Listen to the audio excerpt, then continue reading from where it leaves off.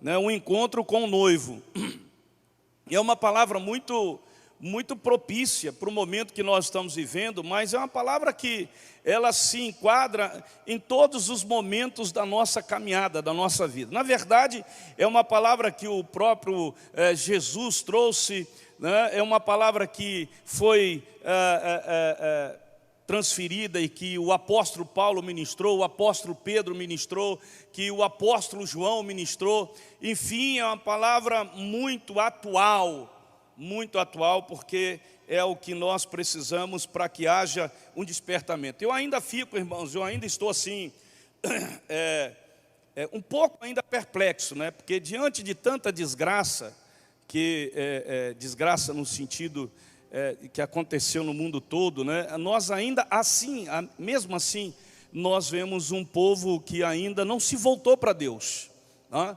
Nós vemos muita gente que ainda não tem um coração arrependido, que vê essas coisas apenas, essa praga, essa coisa como apenas um acontecimento natural no mundo, que surgiu um vírus e tal, e que está matando milhares de pessoas, quebrando as economias de várias nações, etc., atrasando tudo. Então tem muita gente que está olhando, que olha isso daí com os olhos naturais, mas a igreja não pode olhar isso com os olhos naturais. A igreja tem que olhar os acontecimentos do fim com os olhos espirituais, com os olhos fixados na palavra, de Mateus, de Apocalipse, de Daniel, do próprio livro de Gênesis. A igreja não pode olhar essas coisas como se fossem, não, são eventos naturais, isso acontece. Pastor Marco Aurélio, eu quero te dizer, meu irmão, que você está muito enganado, muito equivocado, se você está pensando assim. Nós estamos entendendo que o tempo está mais próximo do que nunca, tá? Em nome de Jesus, vai se preparando, porque daqui a pouco você vai se encontrar com aquelas pessoas, aqueles entes queridos que foram, né, levados pelo Senhor, aquelas vidas que estavam na presença de Deus. Daqui a pouco nós vamos nos encontrar com eles nas nuvens, para a glória do nome do Senhor Jesus. Eu creio nisso, querido, para que você possa ser despertado. O texto que que Deus nos deu está em Mateus capítulo 25. É uma parábola que Jesus conta sobre o reino dos céus. Na verdade, o capítulo 24 de Mateus, Jesus já vem comparando, né, falando através de parábolas, comparando o reino dos céus. E aqui ele traz uma parábola comparando o reino dos céus, semelhante a 10 virgens, que tomando as suas lâmpadas, saíram a encontrar-se com o noivo. 5 dentre elas eram nécias e 5 prudentes. Nécias aqui é insensata, tipo assim, né, loucas. As nécias, ao tomarem as suas lâmpadas, não levaram azeite consigo. Tinham as lâmpadas, elas estavam com as lâmpadas acesas, mas não levaram azeite consigo. No entanto, as prudentes, além das lâmpadas, levaram azeite nas vasilhas. E tardando o noivo, foram todas tomadas de sono e adormeceram. Mas à meia-noite ouviu-se um grito: eis o noivo, saía ao seu encontro. Então se levantaram todas aquelas virgens e prepararam as suas lâmpadas. E as nécias disseram às prudentes: dai-nos do vosso azeite, porque as nossas lâmpadas estão se apagando. Mas as prudentes responderam: não, para que não nos falte a nós e a vós outras. Ide antes aos que o vendem e comprai-o. E saindo elas para comprar, chegou o noivo, e as que estavam apercebidas entraram com ele para as bodas. E fechou-se a porta, diga, fechou-se a porta. Mais tarde chegaram as virgens nécias clamando: Senhor, Senhor, abre-nos a porta. A resposta desse Senhor foi: em verdade vos digo que eu não vos conheço. Vigiai, pois, porque não sabeis o dia e nem a hora. Aqui tem 2 sentidos. Você não sabe qual é o dia da sua morte, nem qual é a hora. Nós não sabemos nem qual é o dia, nem qual é a hora que Jesus vai voltar. Nós só percebemos pelos sinais a proximidade da sua volta, dele voltar, dele vir à terra para buscar a sua igreja. Então Jesus utilizou, na verdade, o que aqui? Ele utilizou a descrição de um típico casamento da época, nessa parábola. Então Jesus usou, exatamente, pegou um casamento judeu, né, um exemplo de como era um casamento judeu, e trouxe e exemplificou através de uma parábola. Esse costume que mostra aqui que o noivo, né, ele acompanhado dos seus amigos, tarde, depois da festa, tarde da noite, ele ia à casa da noiva. Olha como que acontecia. E lá na casa da noiva, a noiva esperava o noivo chegar com as damas, que são as virgens, que Jesus está dizendo aqui, que ao serem avisadas da aproximação do noivo, elas saem com suas lâmpadas para iluminar o caminho do noivo até a casa. Assim que acontecia. Aonde haveria o quê? A celebração das núpcias. Ou seja, hoje, numa linguagem de hoje, seria a lua de mel. Aonde iria acontecer a lua de mel.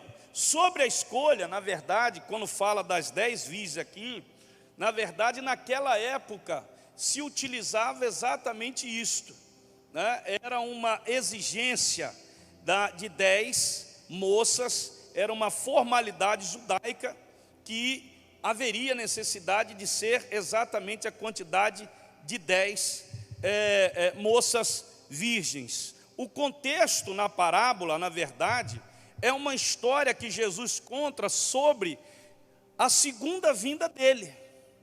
Então Jesus, antes de subir ao céu, ele já havia preparado, ele já estava mostrando para a igreja, para as pessoas, que ele iria o quê? Que ele iria voltar, que ele iria buscar a igreja dele. E nos versículos anteriores, ou no capítulo 24, quando você chegar em casa e você quiser ler, você também vai verificar lá que nas demais parábolas, ele fazendo uma comparação com o reino dos céus, ele está se referindo exatamente à sua segunda vinda e ao reino dos céus. O noivo aqui representa quem, pastor? Jesus. A noiva representa quem, pastor? A igreja. As 10 virgens representam os irmãos, as pessoas que estão na igreja, os membros da igreja. Sendo que 5 eram prudentes e 5 eram o quê? Loucas. 5 estavam preparadas e 5 não estavam preparados. Ou seja, Jesus traz uma realidade novamente dentro da igreja, dizendo assim: olha, dentro da igreja nós temos aqueles que estão salvos e aqueles que ainda não estão salvos. E aí ele se refere ao joio e ao trigo. E ele se refere exatamente a isso. O cuidado que nós temos que ter. Então, o que é preciso para se encontrar com o noivo? O que nós percebemos aqui? O que Jesus quer dizer aqui? A primeira coisa que nós vimos aqui é o azeite, né? Por que elas foram chamadas de loucas? Porque elas estavam com a lamparina acesa, com a lâmpada acesa, mas elas, em vez de pegarem o azeite, e o azeite na Bíblia representa a pessoa do Espírito Santo. Ou seja, elas ainda não tinham o Espírito Santo. É isso que estava acontecendo, é isso que Jesus quis ilustrar. Existem as 5, mas essas 5, elas são apenas pessoas que estão dentro da igreja, mas elas não têm o Espírito Santo.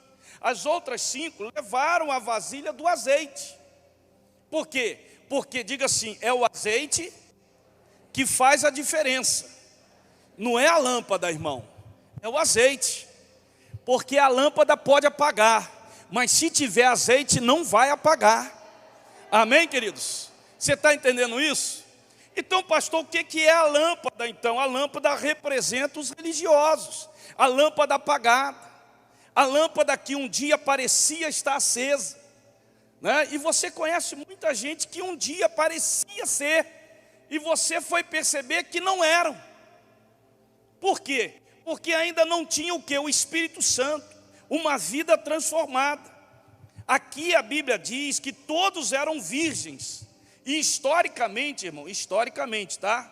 A virgindade sempre estava relacionada a quê, pastor? à religiosidade e ao sagrado.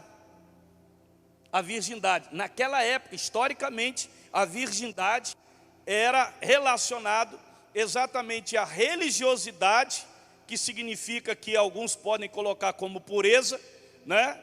E também ao sagrado, alguém que não se misturava. Então a Bíblia mostra isso daqui. Na parábola, tanto as prudentes quanto as loucas eram virgens, ou seja, elas eram religiosas.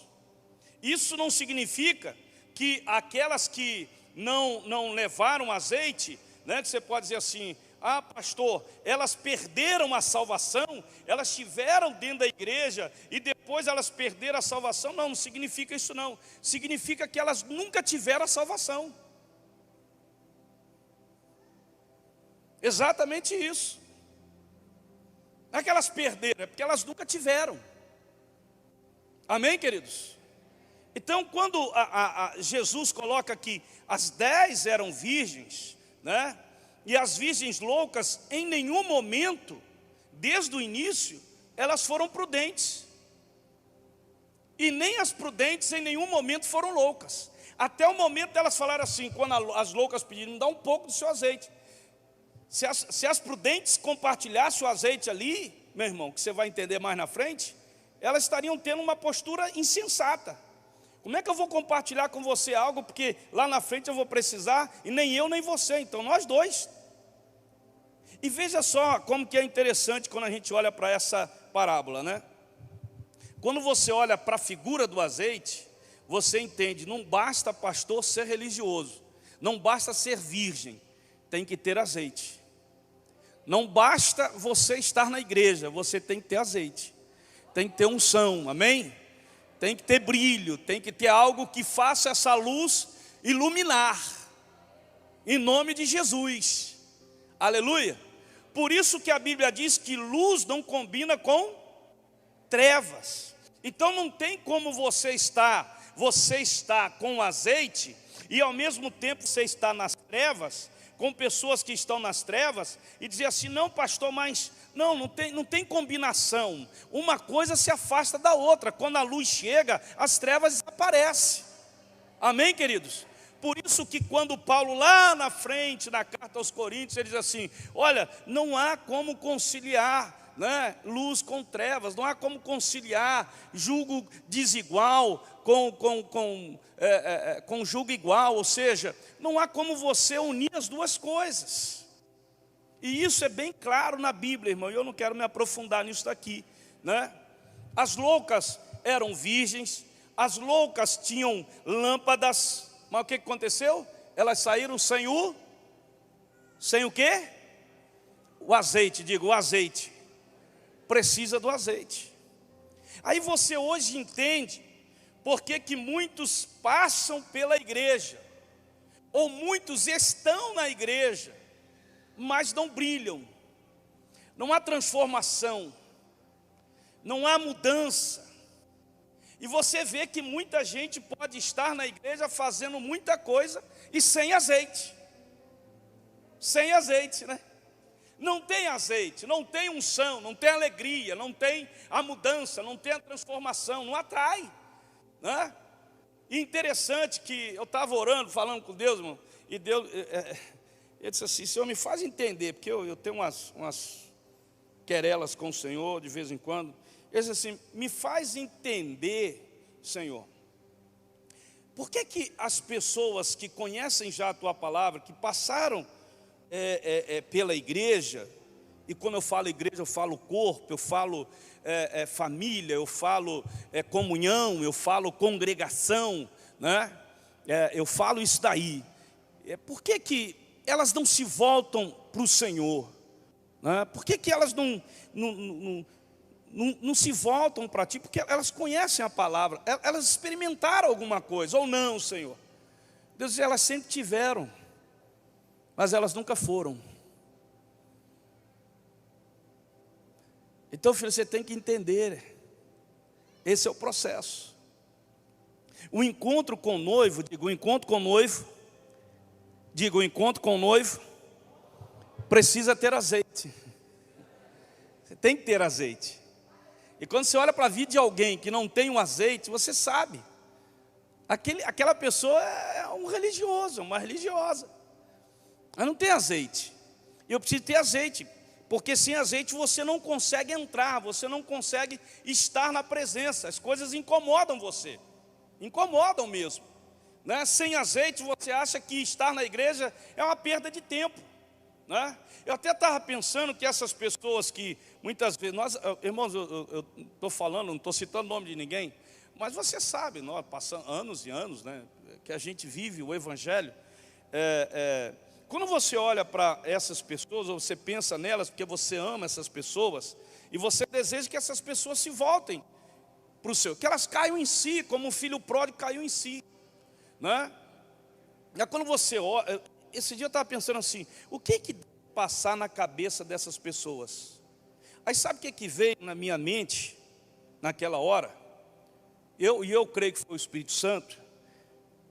Veio na minha mente o seguinte: elas devem pensar que elas são mais crentes do que vocês que estão aí. Aí eu falei assim, mas Senhor, como isso? Como isso? Por isso elas não voltam, Senhor. Por que isso? Como isso?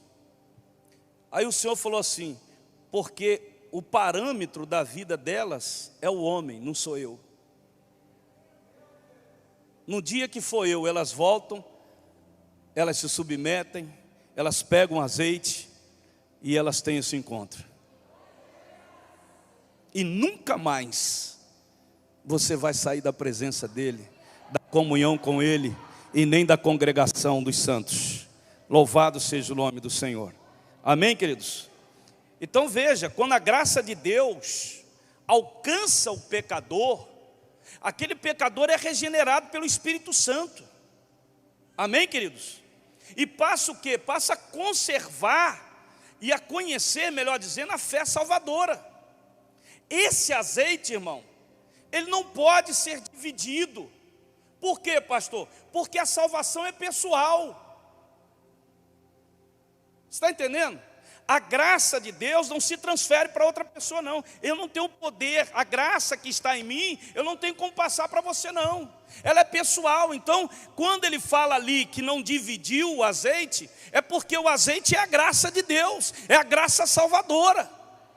Então tem gente que fala assim, ó, a primeira a coisa que a gente precisa aprender aqui, porque tem gente que, você não dividiu comigo, você não me ajudou, você não... Meu querido, deixa eu te falar uma coisa, a salvação é pessoal, é você com Deus e eu com Deus, presta atenção nisso. Eu não vou te levar para o céu não, por mais que eu te ajude, eu não consigo te levar para o céu. Sabe quem vai para o céu, querido? Se você entender isso, a salvação ela é individual, ela é pessoal. É isso que a parábola nos ensina.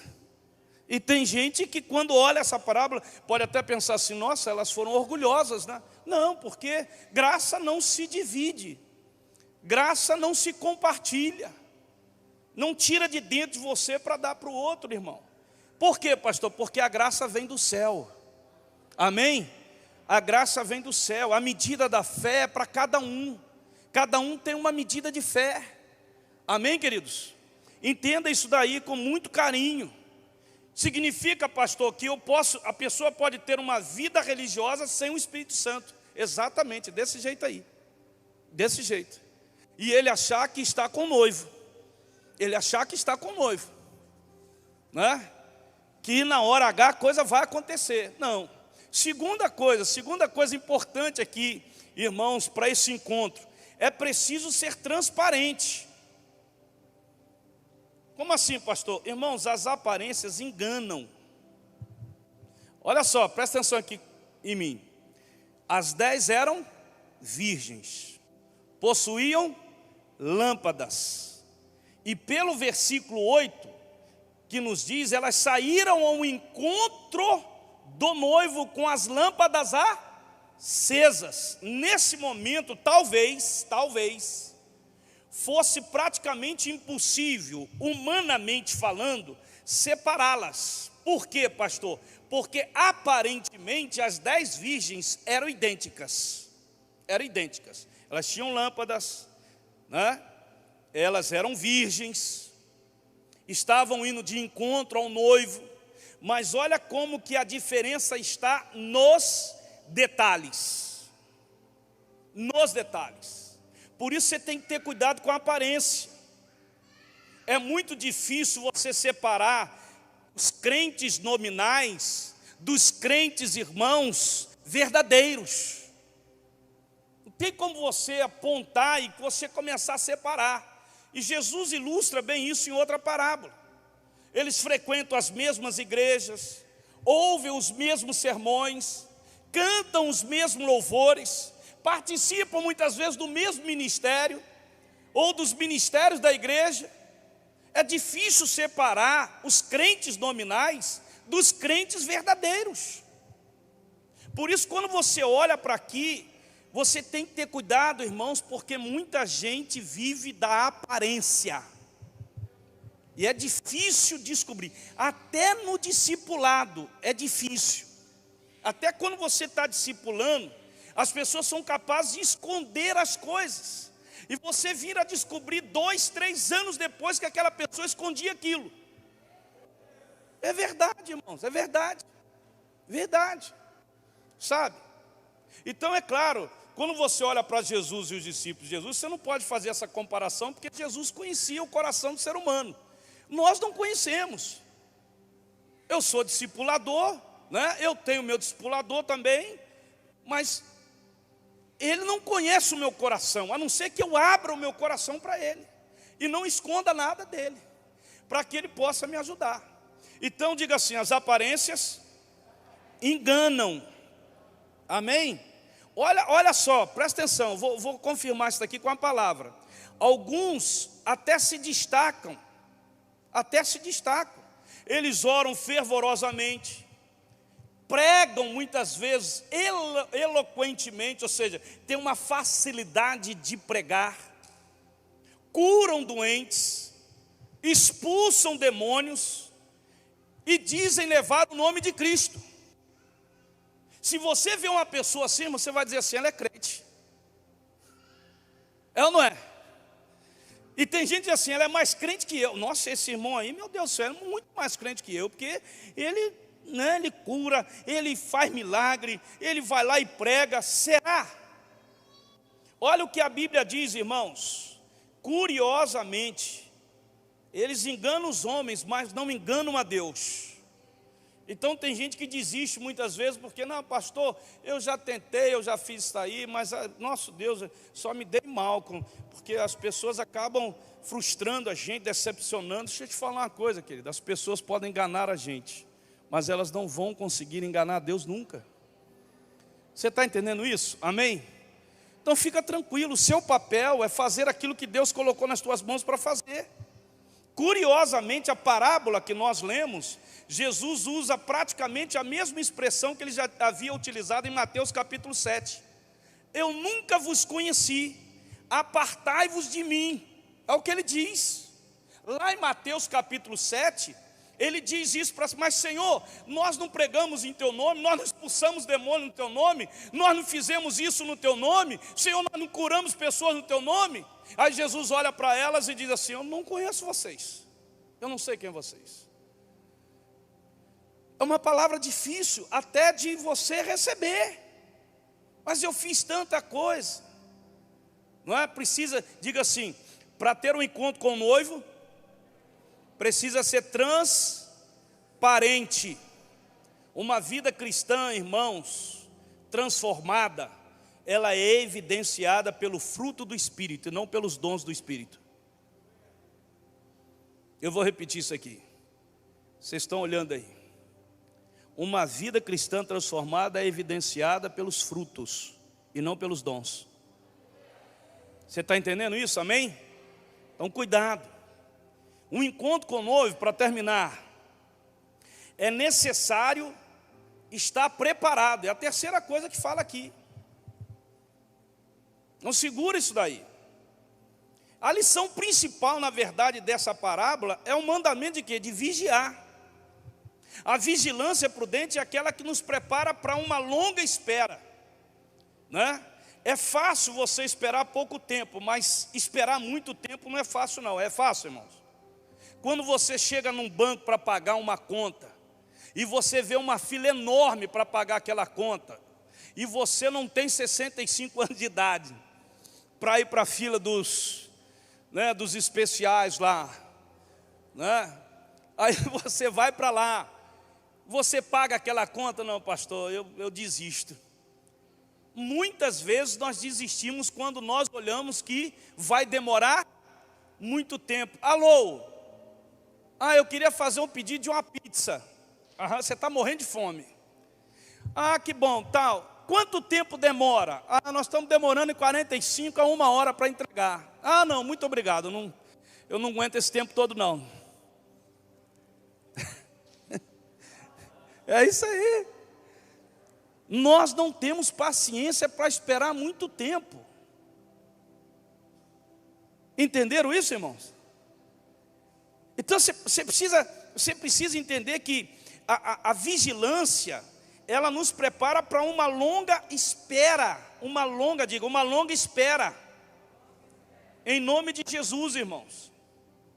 Quando o tempo de atendimento, é curto, quando não vem a resposta, a tendência nossa é o quê? É desistir. A demora da volta de Cristo separa os prudentes dos loucos. Já ouvi muita gente dizer assim: pastor, isso desde a época de Jesus, do apóstolo Paulo, depois de João lá na ilha de Pátimos, João falando para o pessoal que Jesus, olha, meus irmãos, se preparem que Jesus vai voltar. Só que eles não entendiam o mistério da palavra. O mistério da palavra. Então a demora da volta de Cristo separa os prudentes dos loucos, os sábios dos tolos. Precisamos, irmãos, ser zelosos todo o tempo em nossas vidas. Em nome de Jesus, precisamos estar prontos. Isso significa o quê, pastor? Significa pode ter uma longa espera.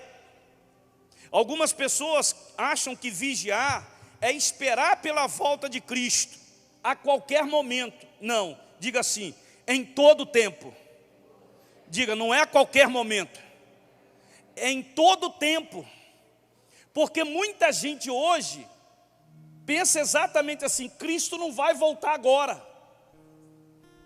Cristo não vai voltar agora. Ele não tem paciência para esperar todo o tempo. Então o que significa isso, pastor? Essa parábola, ela nos ensina essa diferença. As virgens, nécias, loucas, elas estavam preparadas para qualquer momento, mas não para todo o tempo. Porque quando demorou o noivo a chegar, o azeite, a lâmpada se apagou e agora elas não levaram o azeite. Elas não levaram o azeite. E a parábola essa parábola nos ensina a nos preparar quando? Amanhã? Quando? Agora. O preparo é agora. Quando o cara fala de João, de Paulo ou do próprio Jesus, que pastor, já ouço isso há muito tempo. Lembra que eu comecei e a parábola diz assim: ei, você não sabe o dia nem a hora. Você sabe o dia e a hora? Não, pastor. Mas vai demorar, pastor. E da sua morte, você sabe? Não também, pastor. Aí alguns podem se iludir dizendo assim: vai demorar porque eu sou novo. O diabo coloca isso na cabeça das pessoas. Você é novo ainda.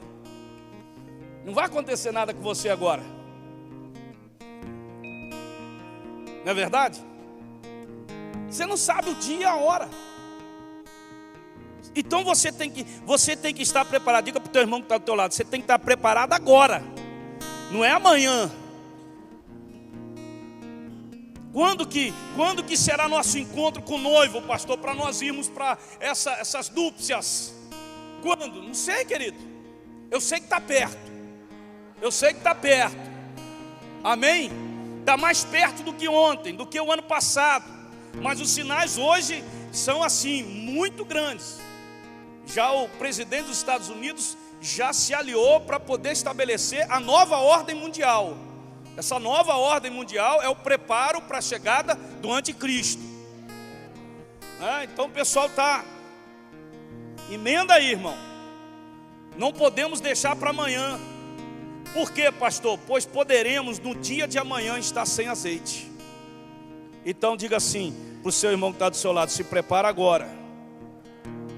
Aqueles então que ainda não têm certeza de sua salvação, que ainda, não tiveram esse encontro verdadeiro, precisa atentar para o recado que a parábola traz: vigiai, pois, porque não sabeis o dia nem a hora. Quem falou isso? Foi Jesus. E Jesus finaliza, irmãos, a parábola não respondendo de forma precisa ao que os discípulos queriam saber. O que eles queriam saber? Quando seria a vinda de Cristo e o final dos tempos. Jesus preferiu mostrar que ele viria, que a sua vinda seria certa, que a festa já está organizada. Aleluia. Amém, queridos? Ainda que parecesse tarde, mas a festa já está organizada. Em nome de Jesus. O que ele quer com isso, pastor? Que, irmãos, nós estejamos vigilantes e alertas para a glória do nome do Senhor Jesus, preparados para a glória de Deus. E é bom lembrar, meus queridos, que não haverá segunda oportunidade, não. Amém? Nem na morte agora e nem no arrebatamento. Quando você chegar para bater na porta, já foi. Você está entendendo? Está entendendo? Porque muita gente conta o seguinte: não, eu vou ficar velho, eu vou para um hospital, vou passar mal, vou ficar ali. Então nesse tempo, pastor, eu vou ter oportunidade de então entregar minha vida a Jesus, para então eu ir para o céu, eu ir para essa festa. Então muita gente, o diabo coloca isso na cabeça de muita gente, irmão. Porque agora você está com saúde, eu estou com saúde, e amanhã? Não sei, Tem gente que pensa assim: não, pastor, mas se aparecer alguma doença, eu vou ter tempo de me arrepender e de me entregar a Jesus. Não, você não vai se entregar a Jesus. Você vai tentar enganar a Deus com a sua doença. Por você estar doente, você vai dizer assim: Deus, eu entrego a minha vida, me cura, Senhor, eu estou arrependido. Aí Deus vai e te cura e você vai se afasta. Conheço muita gente assim, irmão. Ou muita gente que fica na igreja com aquele sentimento de gratidão: nossa, eu tenho que ficar, porque Deus me curou, É aquele negócio de que você tem uma dívida de gratidão com Deus, porque Deus te fez um favor, Deus trouxe uma graça dele sobre a tua vida, Irmãos, o que Deus faz não é para a gente ficar devedor dele, não, irmão. O que ele nos dá é por graça, não é porque eu mereci. Ele me curou não porque eu mereci ser curado, ele me salvou não porque eu mereci ser salvo. Louvado seja o nome do Senhor por isso. Amém? Então não tem segunda oportunidade. Entenda isso. Para a glória de Deus, todos que entrarão em sua festa, querido, tem que estar o quê? Preparados. Quando as mulheres chegaram lá: Senhor, ele olhou para ela e disse assim: eu não conheço vocês. Não é verdade, irmãos? Então o encontro com o noivo, diga, tem que estar preparado. Tem que ter o azeite, que é o Espírito Santo na vida da pessoa. Irmão, eu acredito o seguinte: quando o Espírito Santo está na vida de uma pessoa, eu acredito assim, porque eu vejo assim na palavra do Pai. Quando o Espírito Santo está na vida de uma pessoa, ele pode, irmão, mas ele não consegue ficar no pecado. Não consegue. Eu não aceito nenhum tipo, irmão, de outra coisa, outro pensamento. Se você foi transformado, o Espírito Santo está dentro de você, irmão, ele pode ser até assim apagado, mas ele está dentro de você. E quando você erra, ele vai lá e fica na tua cabeça assim: meu filho, você precisa se arrepender. Louvado seja o nome do Senhor. Você não tem prazer em pecar, você não tem prazer, nessas coisas. Você pode ficar triste, você pode se afastar porque você se frustrou com alguém na igreja, você foi ferido por alguma pessoa, você se decepcionou com fulano. Mas se você tem o azeite do Senhor, queridos, que você carrega a lâmpada, o azeite dentro de você, louvado seja o nome do Senhor. Deixa eu te dizer, você não vai ficar no pecado, você não vai se alegrar com o pecado. Não vai. Sabe, por isso que eu falo, irmãos, que as pessoas que não estão na presença do Senhor, muitas delas que saíram da presença do Senhor, irmãos, e que estão se alegrando no pecado no mundo, se como que pode, se ela tem o Espírito Santo dentro dela, meu Deus?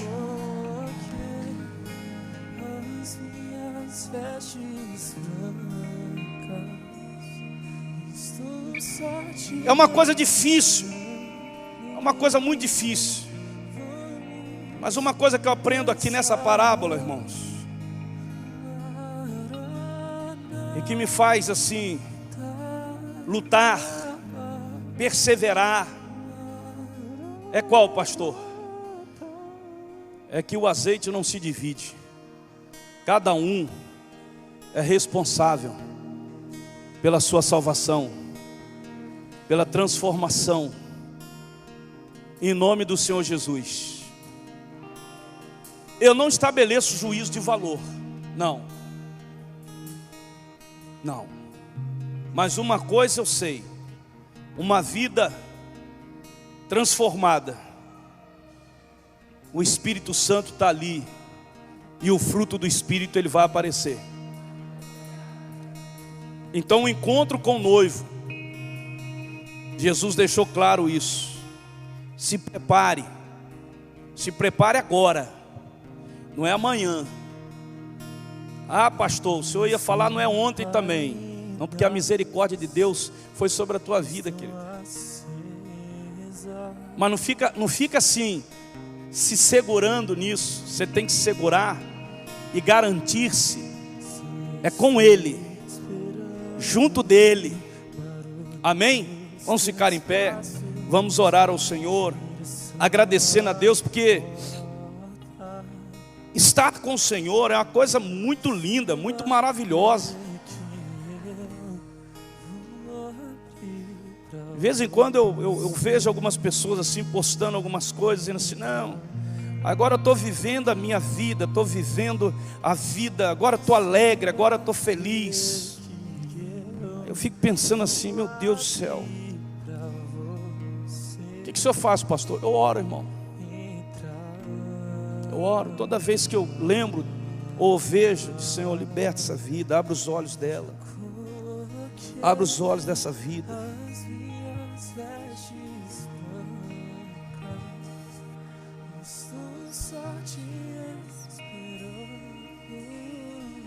Irmão, o imperador Domiciano,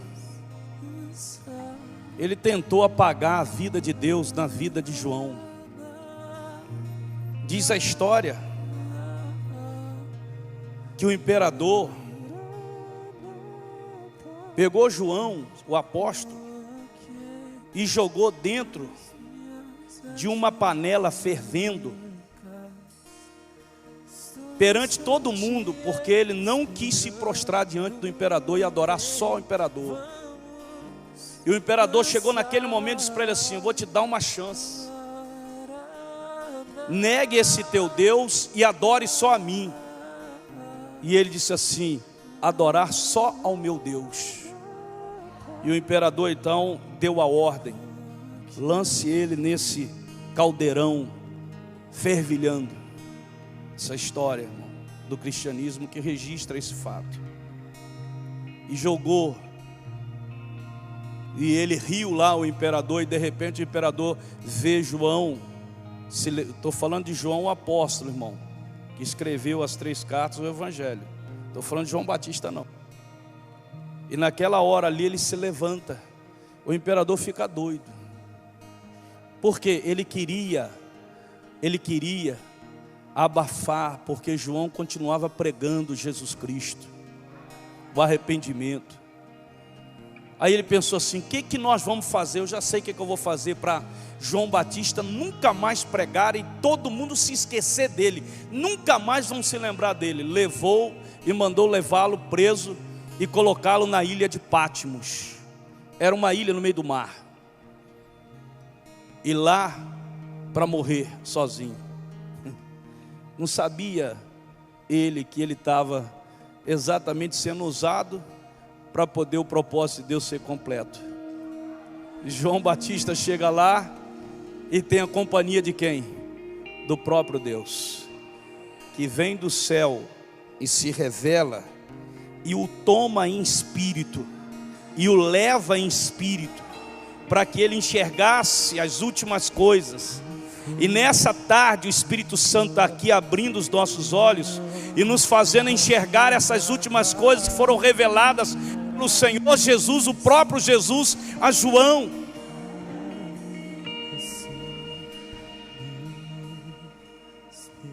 Nada pode nos separar do amor de Deus em Cristo Jesus, o nosso Senhor.